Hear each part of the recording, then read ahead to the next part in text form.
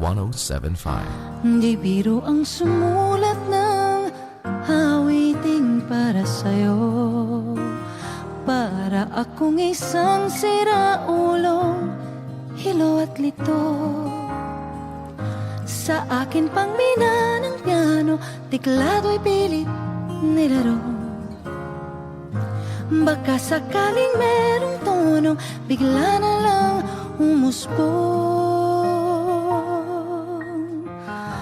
Tungkol saan naman kayang awiting para sa'yo? Di biro ang gawing sukat ang titik sa tono.